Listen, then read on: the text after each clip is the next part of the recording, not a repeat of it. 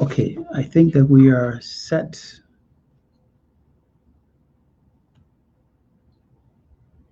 Again, checking to make sure that everything is okay, so that we can get going. All right. As I do with virtually everything that I work on participating in the public, I want to begin with Jeremiah 29, verse 11, which says, "For I know the plans I have for you, says the Lord, plans to prosper you and not to harm you, plans to give you hope and a future." And then Second Timothy 1:7, where it says, "For the Spirit God gave us does not make us timid, but gives us power, love, and self discipline." And for what I'm going to say, what I'm going to do today, I also want to share um, something from uh, the American President Roosevelt, because it is he who said that nothing in this world is worth having or worth doing unless it means effort, pain, difficulty. And then he goes on to say, "I have never in my life envied a human being who led an easy life. I have envied a great many people who led difficult lives and led them well." I want everybody to note and understand that. I Many people have asked me why this presentation, and why now. And I've also said, look, there is a time for it, and this is the time to do this. And I do know that it is election time, and people are campaigning, yes, but this is also the time that those who have shut their ears to me and to others who have been promoting our cause will open those ears and listen. It is also the time for them to listen. My purpose is not political. Yes, it's an election season, it's campaign time, but my purpose is not political. I do acknowledge, and I want to state clearly, that a political act has been perpetrated against me and my companies, deliberately intended to destroy business assets and reputation by people who have been in government and some who are still in government. But I'm not seeking political office as I sit here, and I'm not promoting any political anything as I sit here. What I am looking to do when we say bring back GN Bank, what I'm looking to do is to bring back a business, to bring back a way of life, to bring back what sustained thousands and thousands of people. But I'm making the point clearly. Anybody who doesn't agree, well, let them bring their facts.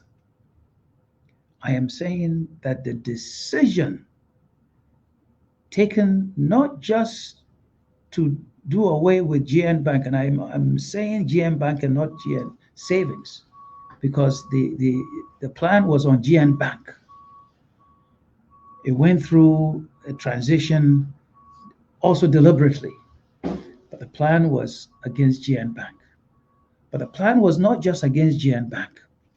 The plan was against all of my entities in the financial sector, all of them, insurance, pension, investments, banking, all of them. And if anybody hears their name today and they don't disagree, they don't agree, they disagree, they have a problem and difficulty, just as I am doing and opening myself up publicly like this. I don't want them to go and hide somewhere in some lawyer's office or some office and write some statement or whatever. Let them also come and state their facts publicly for the public to know and understand clearly what they have done, what they have not done, and so on. And so I've mentioned some names. In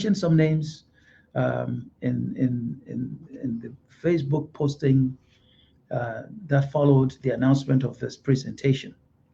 Yeah, I did mention some names. And names including Ernest Anderson, Elsie Awazi, Opoku Afari, Elliot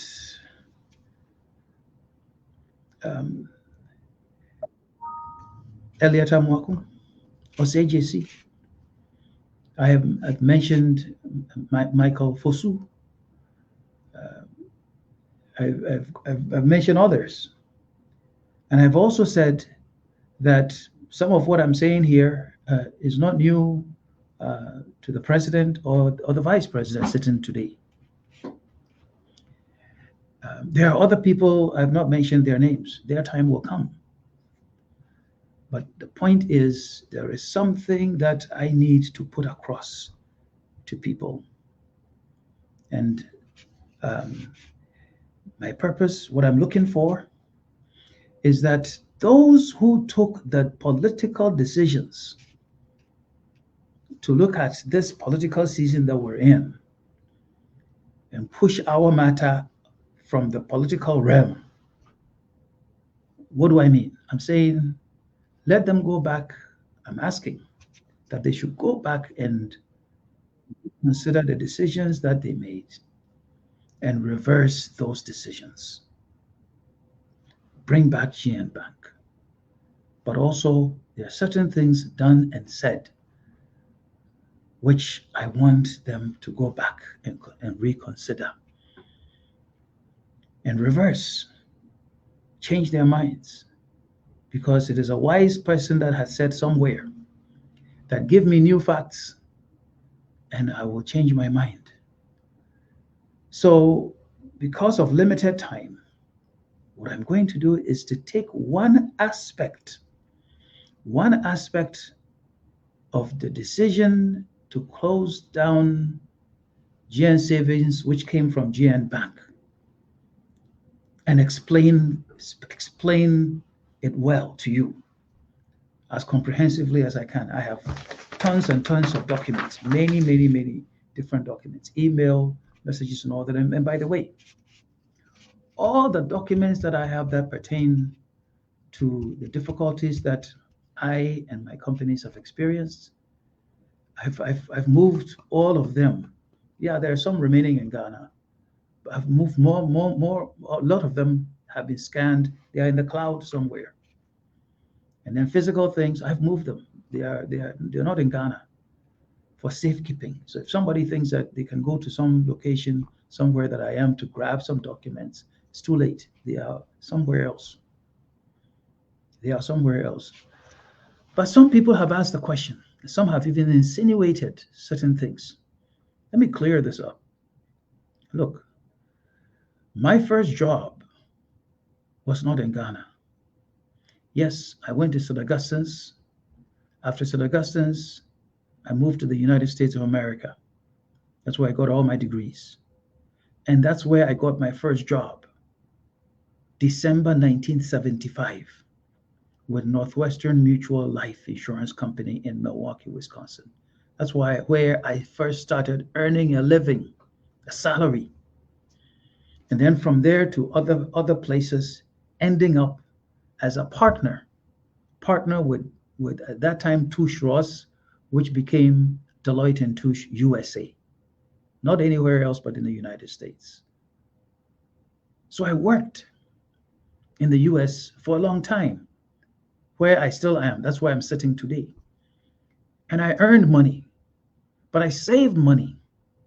And I also invested the monies that I earned. It is those monies that I took to Ghana to invest and to start the companies that we have. And then some of the companies also gave birth to other companies. So, for example, Coconut Grove Beach Resort in Elmina, which is 30 years today, 30 years this year, was started with monies that we earned from the United States, not from Ghana. And then it is the beach resort, which was the first shareholder of First National that became GN Bank. It is the same one that gave birth to Gold Coast Securities at that time. So monies from the US. That gave birth to Deloitte and Touche Consulting West Africa. So all of those things came from work that I had done, monies that I have saved, investments that I had made in the United States of America. It didn't come from Ghana. So I worked outside and brought monies here. So those who think that, oh, he went into politics in Ghana, he became a minister of state in Ghana, and therefore I took money somehow and used those monies to start, some of them even say some sham companies in Ghana, and then took some monies outside. I'm saying to you, it's rather the other way around. Monies earned in the US came to Ghana, and we used those monies to start companies. And yes, I went into the Kufuor administration. But I'll tell you, unlike some other people, when I entered the administration, Dr. Seth Chum, who became Justice Seth Chum in 2001, we wrote an agreement and he became my trustee for my companies. So the trustee, he oversaw, managed my companies, including Gold Coast at that time. So from 2001 until 2007, he was in charge. I wasn't in charge. So those people who say things that they don't know about, revise your notes. I'm giving you new information. Revise your notes. The things didn't flow from Ghana to the United States. It flowed from the United States to Ghana. I actually lost money when I went into government. Maybe some people go there to look for their money. I didn't. I rather put money there in government. If you go to the Millennium Challenge project, that brought money from efforts that I led with other people. Yes, other technical people were there, especially Mr. Matthew Ama, who was the technical head of the Millennium Challenge team that was formed in Ghana, of Ghanaians. That is why some people are now able to enjoy certain benefits, including the N1 highway to Takwashi to Malam. I added something to the country. I didn't add to its debts. I added assets, not liabilities. So let's understand things from that perspective. And I'm not amused when people walk around and think we're all the same. We're not the same. And let me also say that, look, there are 7,000 jobs at stake as I'm speaking. With this whole issue about some people deliberately destroying my financial companies. 7,000 jobs. By now, we probably would have crossed 12,000 good jobs. And you know, every job, in my view, you multiplied by 10, they buy from someone. They have family. They have friends they support. They buy from the market, whatever, traders. So we're talking over 100,000 people who are affected when you attempt to destroy an entity that employs over 7,000 people. So let me talk about this allegation. This allegation that me, Papa Kwesi Indo, a shareholder of GN Bank and an owner of other companies related, that we illegally transferred money from Ghana to the United States. And some even go further to say that it is that money that was used to acquire a bank in Chicago. Nothing could be further than the truth. And I want to say here today that that thing was deliberately, carefully, purposefully concocted. And the people who did it, they know who they are. And those who are involved in it, I'll mention their names today. Today. So everybody knows that because some people deliberately decided that they would collapse GN Bank. And sometimes people say, oh, because I was involved in politics. Yeah, politics may be part of it. But so it is some people's selfish interests. Selfish interests. They wanted to get some of us off the scene so that they could be in charge of the financial sector in Ghana. Why? So if you have a business and I have the same or similar business, and if you happen to be associated with government and you are supporting your business, go ahead and support your business. But why come and do things to collapse mine? Why? Why? From 1975, I have labored, I have invested, I have worked. So why? And here, let me mention Mr. and I want to mention all of his name, Kenneth Kuntun Kununku Ofori-Atta. I don't have anything that I envy. I have never envied him. When he went to Ghana, he didn't take money from America to Ghana. I did. I took money from working in America to Ghana to invest. He came to Ghana and found money in Ghana and used monies in Ghana and used investors' funds in Ghana to be where he is. But I don't envy him. He worked with Kelly Gajepo, and at the beginning with James Apo, who now is Tobe Apede. Because many people don't understand or don't know that at some point in earlier on in the 80s, then to the 90s, before others showed up, there were 4 of us: Gold Coast Securities, Data Bank, Strategic Africa, and NTHC. 4 of us. I brought my money from the United States of America. So why do people not ask, how did Data Bank get money to acquire Enterprise? How? Was it from somebody's personal pocket? No. It is from, some people might call them depositors or investors who gave Data Bank its money, and they used the group to go and invest in Enterprise. How did Data Bank, led by Mr. Ofori-Atta, how did they get to own a bank in Gambia? How did they get to own a bank in Liberia, as I do? How did they get to send their insurance company to Nigeria? I'm not saying they have done anything wrong. All I am saying is that they had aspirations, just as I had aspirations. Mine took me to start a business, financial business in Benin, in Togo, in Cote d'Ivoire, in Liberia. We wanted to do one in Burkina. And then it took me to America and to the UK.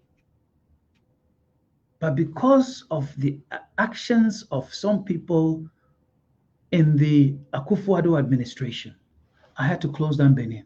I had to close down Togo.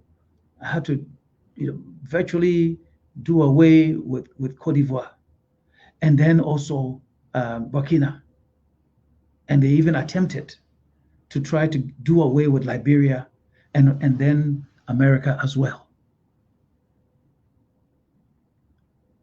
Why? So let me go through some things, because you see, one day I was in my car. Here are the facts. I was in my car at night. I was driving, not me as a driver. I was in a car going to Wa, and we had crossed. We were pretty far away from Techiman on the getting to Wa. I got a call. It was from Dr. Addison, Bank of Ghana governor. And Dr. Addison said, oh, there are some IT things that they have to investigate. Some IT things. And he wanted to get my permission, or he wanted me to know that they were coming into the bank, GN Bank, to carry out some investigations. I said, fine. IT things. We had a company called Qualtech who was helping the bank. So sure, they can go ahead and do that. Go and do that. Do the IT investigation. Little did I know that that was the beginning of a lot of trouble that hurt my reputation, hurt the company, stopped us from doing many things. That phone call, I didn't know what was going on behind the scenes. It was in 2018. It's in 2018. And what I didn't know is that this governor, Bank of Ghana, had received a letter written to him. It was dated 24th September 2018. 24th September 2018. That letter was written by Michael Kofi Fosu. Michael Kofi Fosu is somebody I liked. And I still, it amazes me what happened. I was in church, Martyrs of Uganda, in Accra, Dansoman. He came and sat by me on some Catholic occasion. And he talked about where he was working, some issues, something, NIB, whatever else. And I realized he was looking for a job. And he said he was a treasury officer. I brought Michael Kofi Fosu to the bank. He became the treasury officer. And those who don't know Michael Kofi Fosu, if you go around and ask, who is Pope? The Catholic bishops in Ghana know who Pope is. I gave him a job. And when something had to do with the Catholics in Ghana, it is Michael Kofi Fosu that I sent. Not knowing that it is Michael Kofi Fosu who had gone and written a long something, plenty of accusations, lots of allegations against the bank, against with foreign currency transactions, all sorts of things. So he was the one they were calling the whistleblower. The whistleblower. Now, I've got, as I said, I've got plenty of documents, plenty of things here, whatever, on my desk here, plenty of documents. But I will show you this short letter. This short letter is from Michael Kofi Fosu, so that's his signature there. And I engaged Michael Kofi Fosu. You will see these are transcripts from WhatsApp. Because later on, I engaged him. And I said, Pope, Are you the one they are attributing all these problems with? To? And he said, yes. So I said, why? Why, Michael? Um, you know, he says, well, sorry, Dr. Indo. I have no evil intentions about Group Indo. I am hurt because some evil people who pretended to be serving the interests of Group Indo, such as Isa Adam, Alan Kwe, Samson Doche, and Sam Kwao, plotted to destroy me. And then someone like Joe Ahiming, who you may call your friend, teamed up and got me out of work. That was his motivation. That was his motivation. It's here in writing. Okay? Michael Kofi Fosu, Pope. Somebody I trusted. And I believe Catholic to Catholic, with everything else that he had been doing, looking all reverend and everything, not knowing that he had started to even talk to Catholic bishops that they should start to go and withdraw their funds with even the Gold Coast Fund Management, because he wanted to teach us a lesson. But lesson was not with me. He had a problem with the management people. And let me explain, because I think it's important for us to get to the bottom of this, so everybody understands how these things how they arrived and how they progressed and became something bigger. Now, remember, I said not too long ago that the governor of the central bank called me and said they were going to do an IT investigation. Later on, I got messages from my people saying that they are asking about other of my companies, even asking for documents from my companies in the US and elsewhere. So I didn't just call the governor.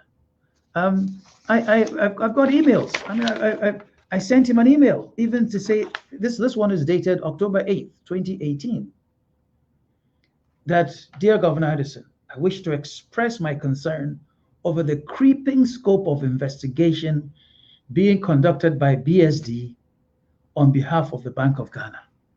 Now, who were part of BSD? BSD is the Banking Supervision Department. The head of BSD is Osei Gyesi at that time.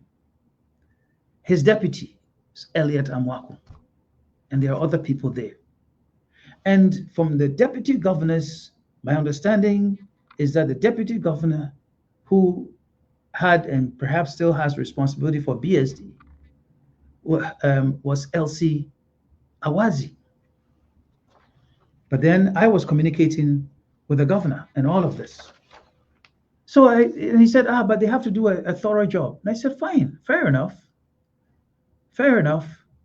But why go through everything that really has nothing to do with GN Bank and call for documents and all sorts of things, and extend basically your tentacles to everything that has association with me?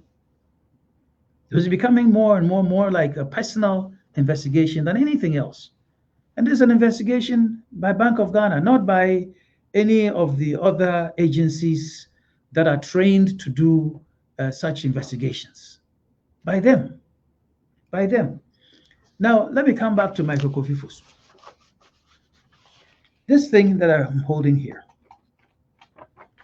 it's an investigation report done by GN Bank. It was performed by Deloitte, as you can see here, performed by Deloitte. And the accusation against Michael Kofi Fosu by the management of GN Bank, which included Mr. Isa Adam, St. Samson Doche, and others, was that he had engaged in some CFA currency trading, which is not proper, which was against the regulation, against the rules. As a result of the investigations conducted internally and externally, Michael Kofi Fosu Pope was terminated. Terminated. So he rather went and said to the Bank of Ghana that because of illegal things that he had been forced to do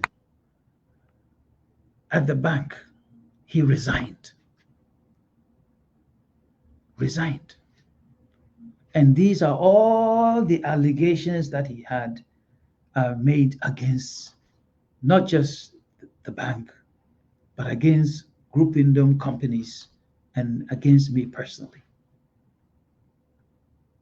And even wading into matters he knew nothing about. Because obviously, Michael Kofi Fosu wouldn't know that the IBS that he was talking about, that IBS was started way in the 70s and the 80s in the United States, and was doing procurement work. Even there was an IBS in Ghana as well, which procured computers, printers, did networking and other things, imported stuff to Ghana and sold them, sent monies back, all of that. All of those things. And the IBS had continued to do the same work for other Group Indom companies before GN Bank came, because it was GN Bank only showed up in 2014, even though First National, which was a savings and loans company, had been there earlier,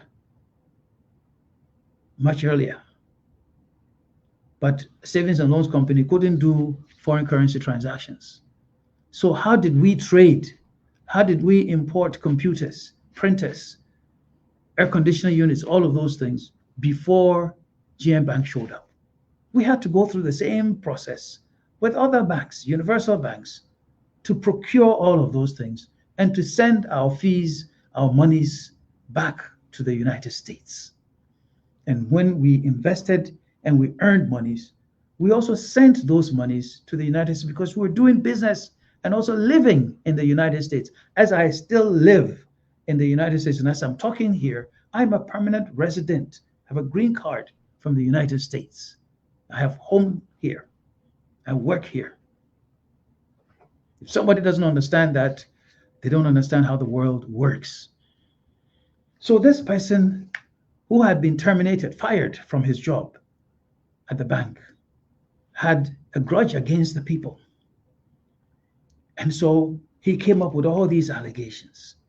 And as they went from one allegation to the other, trying to understand and trying to go through all these other things, then they went through all of the things that had been done, all the procurements that had been done since GN Bank became a universal bank in Ghana. All of them. All of them. But if somebody, none of them, sat down with me or any of my let's even say my children or anybody who was associated with the other companies, they were taking the word of Michael Kofi Fosu and also now pulling documents who, I don't know who was interpreting those documents to them. So let me give you some examples, because this bothers me. You know, people who find themselves in positions of authority because of political reasons, because of political associations, they should rather use those positions to advance business, to advance professionalism, to advance the level of prosperity, but not to shred what people have done decades and decades, and not to impugn the integrity of people who have been attempting with great difficulty to set up businesses and do businesses with monies that we have earned from elsewhere. So the wrong I did to decide that, oh, I've earned some monies, I've invested some monies in America, let me bring them, start a hotel, start an investment company, start a bank, and all those things in Ghana, and at some point reach more than 7,000 employees all over the country. So when we engaged Kofi Fosu, Michael Kofi Fosu, this letter that I'm holding, dated February 8th, 2019, he wrote to the governor that date, said withdrawal of letter dated 24th September 2018.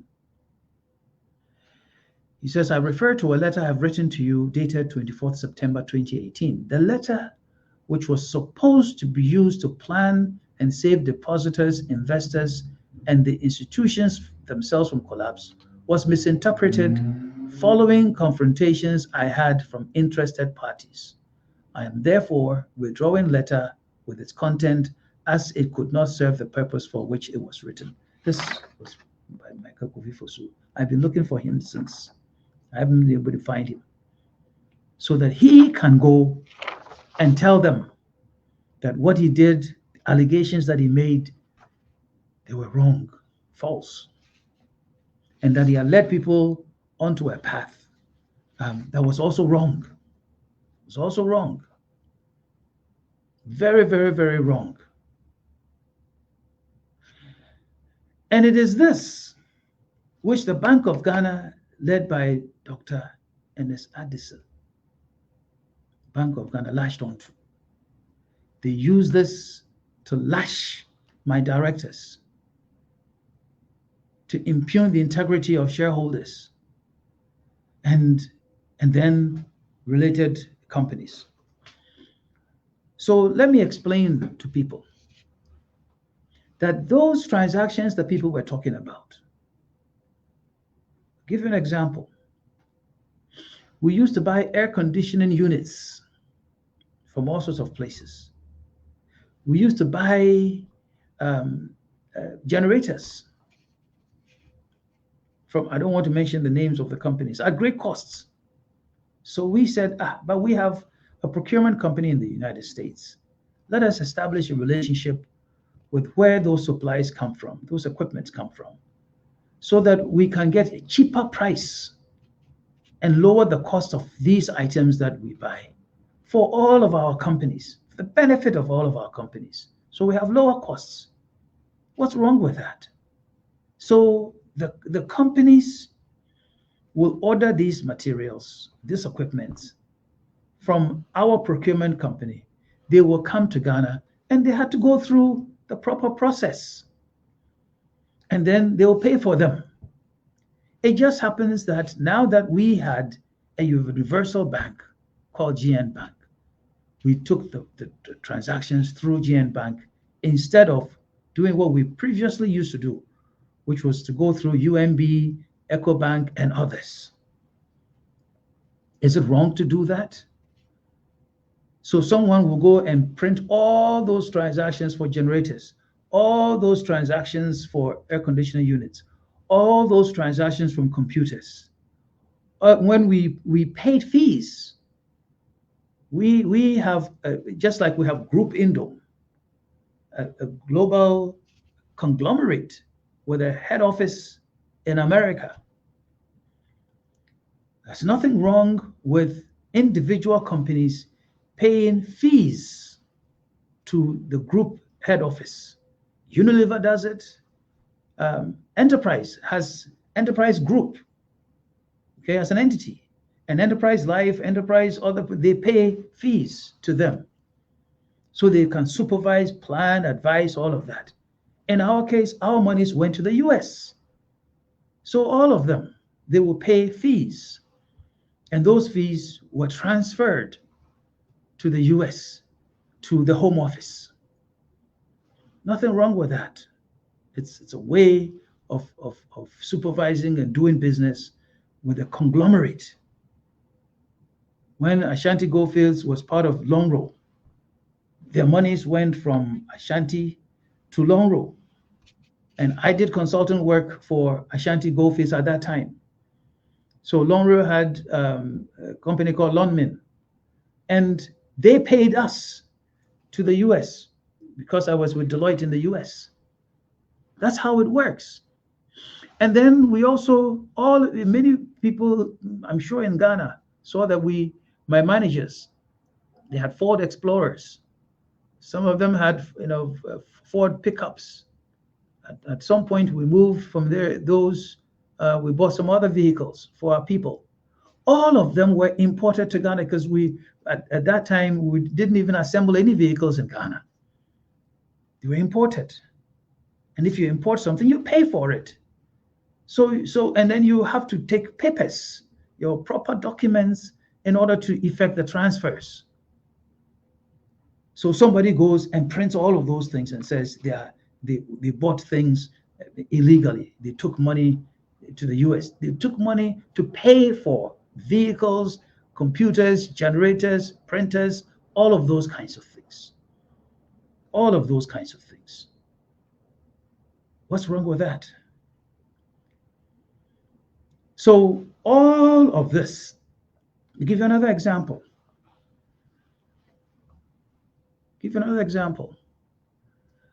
We operate manufacturing businesses.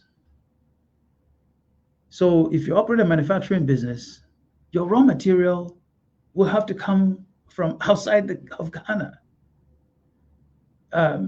Because polystyrene raw materials are not produced in Ghana. So all of those things, they have to be imported. When they are imported, our company in America will pay for them and then send them through legal channels to them, and they will send money, transfer money to pay for those raw materials. Is that illegal? No, it is not illegal. So they put all these things together, then they send a report. And then they give us half a day or whatever to respond to those reports. And we said, no, it takes, boxes and boxes of documents. So their draft report is still a draft report sitting there. And yet, that became subject of a reason why the GN Savings lost its license. How could that be? How could that be? Even if somebody did some infraction or some sort, Bank of Ghana, where has it been all these years? And don't they have means to deal with those kinds of matters as and when they show up? So now, let me tell you, in my view, how that thing showed up in the public announcement of the revocation of GN Savings license.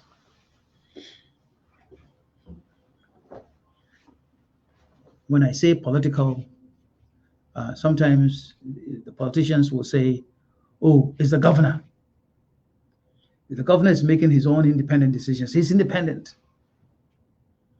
We have nothing to do with it. And this has been told to me by a number of people. Okay, as a matter of fact, Nana Asante Bediatu, Secretary to the President, when I was looking to talk to the President to say, hey, your people are making some mistake here. This can't be. It isn't possible. We couldn't have transferred $60 million to America without documentation, illegally, and no one saw them happening over the years. So let me come and explain. He wrote to me. I've got documents. He wrote to me and said, if you disagree with those kinds of things, please go and talk to Bank of Ghana. And if you don't like what they're saying, he believes in the judiciary system, I can take legal means. That's what he said. Basically saying Bank of Ghana and the presidency, they are different, separate. The administration, separate. Hey, sometimes people forget that I've been in government before in Ghana. And not only that, I served in an NPP administration for 6.5 years under President Kufuor. And they also forget that I didn't fight with anybody there. As a matter of fact, you check with my colleagues who are there. Nana Osafo, unfortunately, Kwame Redu is no longer with us. and others who are no longer with us. But many are there. Mr. Kwame Bartels, so many of them, they're all there. Go and ask them. As far as I am concerned, I served with distinction. I brought assets to Ghana. I helped the administration. I worked diligently, but I also made friends within the administration itself, even though there were others who were constantly fighting with me because they thought that Kufuor had a preference for me. Kufuor didn't have a preference for me. Kufuor had a preference for the work that I was doing for him and his administration and for Ghana. And for Ghana. Why am I saying this? Some people, they forget that I was there. And here I'm saying it to the public that look, when 10 people higher up in the Akufo-Addo administration, when they sit and talk, when 10 people from the MPP leadership and others, they sit and they talk, at least 4 of them know me and know me quite well. And some of them get shocked by some of the things they say. And what do? They come and tell me. So I have names, I have dates, I have what anybody says and what it is that they did. I just decided that, why bother myself with the negatives? Let me continue to seek what is positive and do the best that I can, because I made a decision to come and invest in Ghana, and nothing will pull me away from it. So I've continued, and I've continued to talk to people behind the scenes. This what I'm just starting to do is so that Ghanaians understand the background to a lot of the things and some of the people that were there. Why do I mention Elliot Amuaku's name? I mention his name because he was part of the banking supervision department. And when the issues came up and they took away the license, he was one of the people on radio defending, accusing, saying things that he didn't know about. Just because you're at banking supervision department doesn't know you know everything to do with what's going on. And if you should go and ask Governor Addison that the BSD, Banking Supervision Department, quite often they will bring reports that this is the situation at GN Bank. They will call a meeting. We will go and say, they are wrong. These are the facts. They are wrong. And it went on back and forth, back and forth, back and forth. And that is why even the 2017 and the 2018 audits could never be completed by KPMG, because somebody was trying to get the people to interpret the situation differently from what was on the ground. You would explain, they still would stick to their wrongful conclusions. So ask the governor, didn't that happen? Didn't he more than one occasion say, hey, gentlemen, go and sort these things out with the GN Bank people and then come back? So say JC. And I'm asking him now today, didn't he tell me once or twice, 3 times that, say, this one is above me? Go and talk to the other people.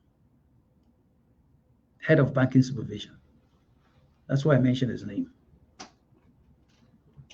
And all of them, anybody once again disputes what I'm saying, I have documents, I have facts. And anytime I meet with people, or even I try to meet with people and they say no, or they say something different, I keep a diary. Keep a diary. That is how my training at Deloitte. I started off as an auditor, then became a consultant. Said document. State your facts. Stick to the facts. And don't speculate. So I don't. But bid your time. And I've bid my time, and I'm continuing to do so. So what I'm saying is that now, how did this thing get to be where it became public? Now I'm getting to that point. That's how the name Michael Asare Bediako comes into the picture. And interestingly enough, a few days ago, Michael Asare Bediako, he has been appointed to become the Chief Executive Officer of the Millennium Development Authority, MIDA. Well, not to be boastful, because I know Ghanaians, they say, oh, to know, not to be boastful. But go and ask Matthew Amma and the people who were there, not those who came and wanted to whitewash history and experience. I selected Millennium Development Authority and patterned it after the Tennessee Valley Authority. And if you want to know Tennessee Valley Authority and how it related, go and read the history. Just Google Tennessee Valley Authority. And indeed, Kwame Nkrumah patterned the Volta River Authority after the Tennessee Valley Authority. So that's why we said, let's create MIDA, so that MIDA will not just deal with the Millennium Challenge funds from the US, but other development activities can be channeled through it, and it will become a permanent development authority for Ghana. So if you go to the legislation that we crafted and was approved by Parliament, that is what it says there. That is the authority now that Michael Asare Bediako is the Chief Executive Officer for. You see, life. Now, how does Michael Asare Bediako get into this? Well, it so happened that I set up an appointment with Mr. Ofori-Atta. Present at that meeting in July of 2019 was Mr. Charles Edouboahin. And I had been sent back to him because I wanted to talk to the president. They said, no, go talk to Ofori-Atta. If you deal with Ofori-Atta, then the president will be okay. So I went there. So I sat in his office. As I sat in his office, Michael Asare Bediako brought a piece of paper and laid it on the desk, on the table there. So of course, I read it. And I was shocked. What I read was something, where it came from, I don't know, but something that said the accusation of the illegal transfer of 60 or whatever $million from Ghana to the United States without proper documentation, so on and so on and so on, all sorts of things. I read it. And Mr. Ofori-Atta, Mr. Edouboahin, they saw that I read it. So we discussed it. And I went through the background and discussed why that can never be true. Whoever was making those allegations. I did that with them. We talked about it, and I thought that we had thoroughly that we had dealt with it.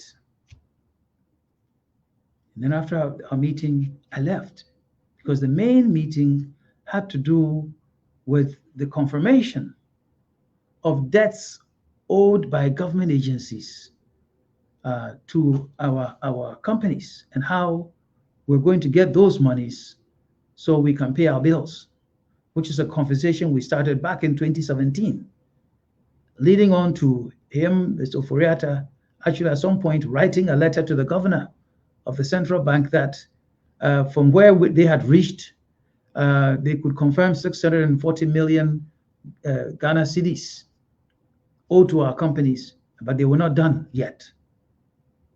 And which later on in 2019, Edouboahin turned around and wrote that, where they have reached, it was only 30 point something million Ghana cedis. Can you imagine? So this letter this document brought by Michael Asare Bediako, that is the one we discussed. And at the end of the discussion, listen to this. At the end of the discussion, Edouboahin looked at Ofori-Atta and said, hey, so now what should we go and tell the president? with what he has told us. Let me say that again. Charles Eduboyne looked at Mr. Ofori-Atta and said, so with all what he has said, the explanation that is given and all of it, what do we go and tell the president? Now, what does that say? It means that somebody had gone to make a certain case. That's my interpretation. It's gone to make a certain case. And maybe as a result of it, some people have gotten together to say, let's put something together to justify our actions. And I have happened to have come there, read the thing, and debunked the thing that was there.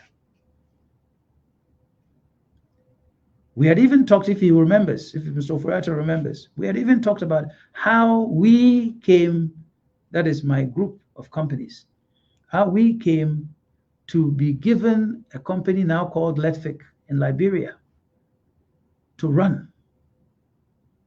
How we came to also start a bank in Liberia.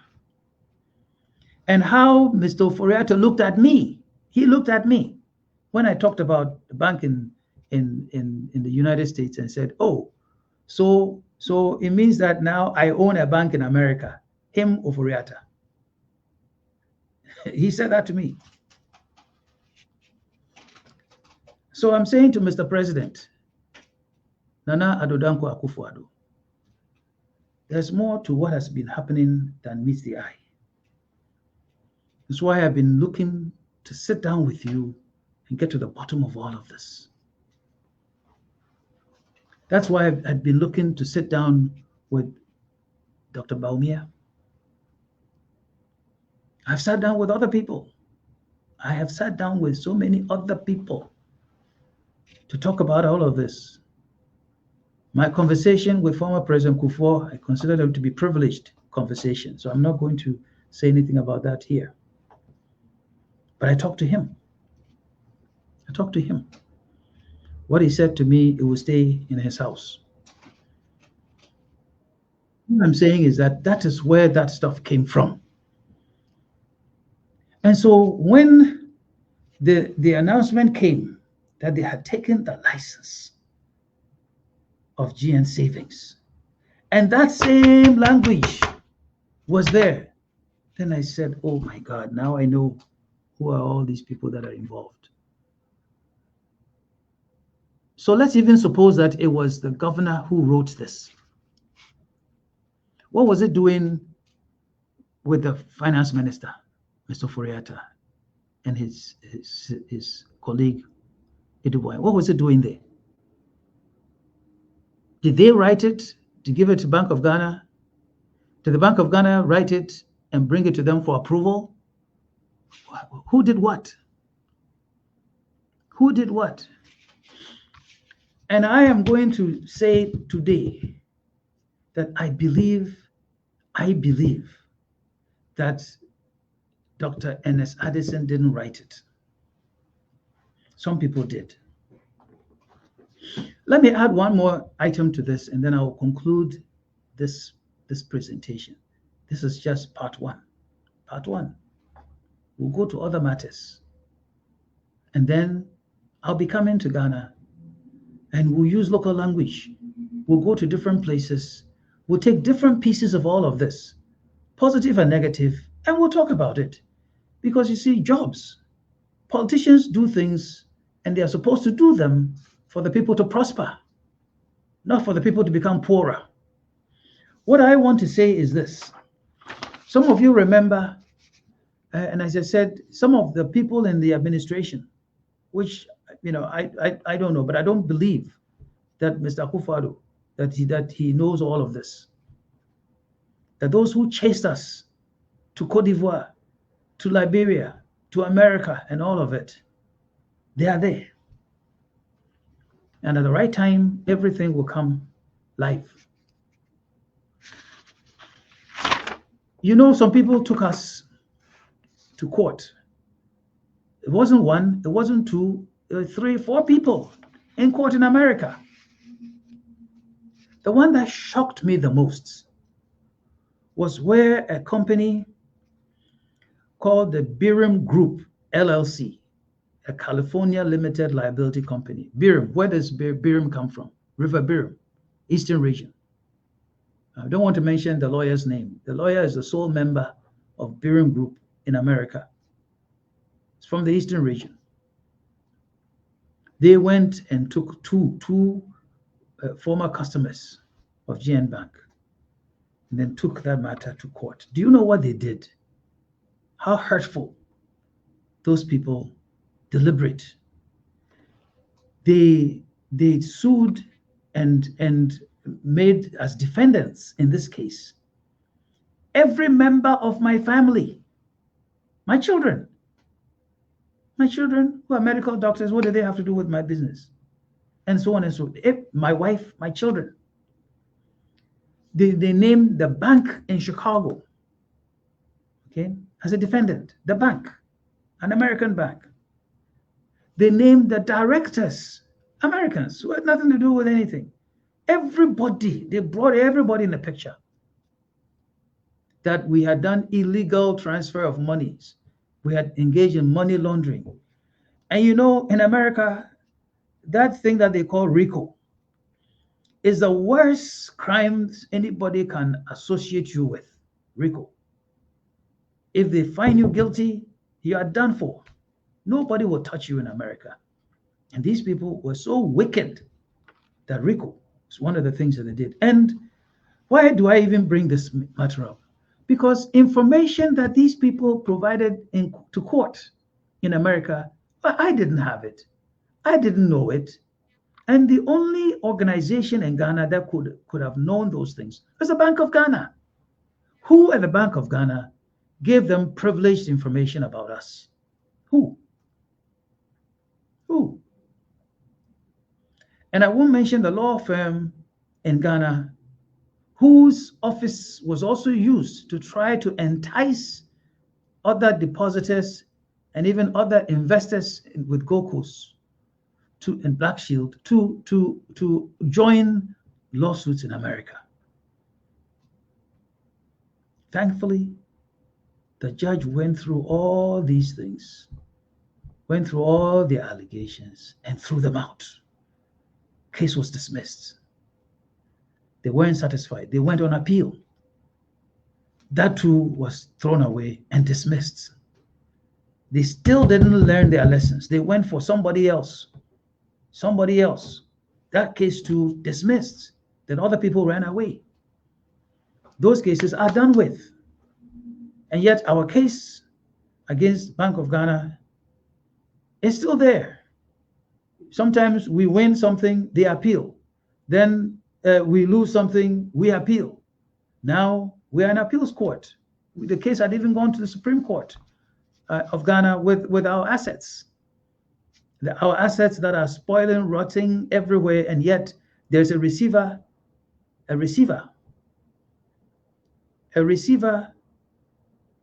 called Nana Nipa, who is claiming everything that is around, including the building in Mankasim. I bought the land. I supervised the building of that office sitting there, and claiming that somebody gave that land, that building to GN Savings. Hey. I always tell people, when you find yourself in a position of authority, a public stage is a temporary one. Make friends. Otherwise, someday you will find yourself standing there alone to face consequences you might not like. So I want to end my matter here. I thank everybody who has heard me, listened to me, watched this. That this is part one. And me, I don't like allegations, this, whatever. I have facts, I have documents, I have reports, I have all sorts of things. I keep them. And anybody wants, we can sit and talk. All I am asking is that those in authority, the governor, the current Minister of Finance, the president, his deputy, they should reconsider because I will give them and I can give them new facts. Let them change their mind. There's barely 3 months left. I don't want to engage in the politics of things, but I have to. I have to state my case. And if I'm going behind the scenes, behind closed doors, and people shut the doors and say, don't come or we won't listen, then I must go outside. And that's what I'm doing. So thank you, everybody that has spent your time to listen to me. If there are questions, put them on my page. I will answer them. I will answer them. Yeah, some people will insult me. That's all part of the thing. No problem. People will disagree. We are humans. But I will explain and put the facts there as they should be. Thank you, and God bless you.